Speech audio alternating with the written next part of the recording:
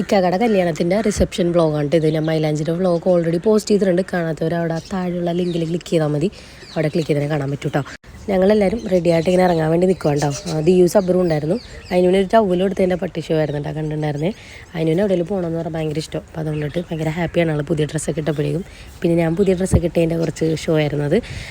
ഞങ്ങളെല്ലാവരും ഇറങ്ങിയിട്ട് പോകാൻ നിൽക്കുന്ന സമയത്ത് വീടിൻ്റെ ഫ്രണ്ടിൽ ഇങ്ങനെ പോകുന്നുണ്ടായിരുന്നു കേട്ടോ. പള്ളിയിൽ നിന്നായിരുന്നു, പള്ളിപ്പെരുന്നാളിലൊന്നുമല്ല, വേറെ എന്തോ പരിപാടിയായിരുന്നു.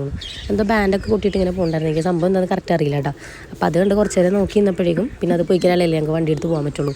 അപ്പോൾ കുറച്ച് നേരം നോക്കി അങ്ങനെ വണ്ടിയിൽ കയറി അതിൻ്റെ ചിരി നോക്കിയാൽ ഞങ്ങൾ വീഡിയോ എടുക്കണമെന്ന് പറഞ്ഞപ്പോഴത്തേനുള്ള ചിരിയാണ്ടത്. പിന്നെ ഞങ്ങൾ ഓഡിറ്റോറിയത്തിൽ എത്തിയിട്ടുണ്ടായിരുന്നു. മൈലാഞ്ചി കഴിഞ്ഞാൽ അതേ ഓഡിറ്റോറിയത്തിൽ തന്നെയായിരുന്നു കേട്ടോ റിസപ്ഷനും. മൈലാഞ്ചിക്ക് ഞങ്ങൾ നല്ല ലേറ്റായിട്ടായിരുന്നു എത്തിയിട്ടുണ്ടായിരുന്നത്. അതുകൊണ്ട് റിസപ്ഷൻ ഞങ്ങൾ ഫസ്റ്റ് എത്തിയിട്ടുണ്ടായിരുന്നു കേട്ടോ. ഞങ്ങൾ എത്തിക്കഴിഞ്ഞതിന് ശേഷമാണ് ബ്രൈഡും ഗ്രൂമൊക്കെ ഉണ്ടായിരുന്നത്. അപ്പോൾ അവിടുന്ന് വെള്ളമൊക്കെ കുടിച്ച് നിൽക്കുമ്പോഴേക്കും ബ്രൈഡിൻ്റെയും ഗ്രൂമിൻ്റെ എൻട്രി ആയിരുന്നു കേട്ടോ.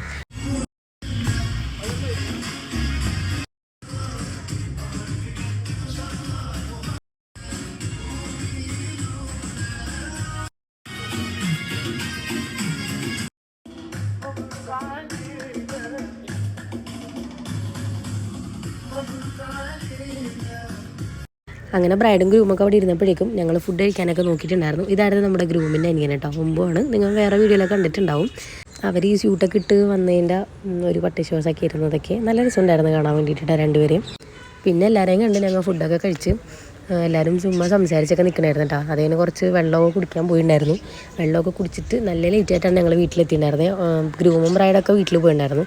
ലാസ്റ്റ് ഓഡിറ്റോറിയമൊക്കെ അടച്ചു തുടങ്ങിയപ്പോഴാണ് പിന്നെ അവിടെ ഇനി നിൽക്കാൻ പറ്റില്ല എന്ന് വിചാരിച്ചിട്ടാണ് ഞങ്ങൾ വീട്ടിൽ പോയിട്ടുണ്ടായിരുന്നത് കേട്ടോ. നല്ലൊരു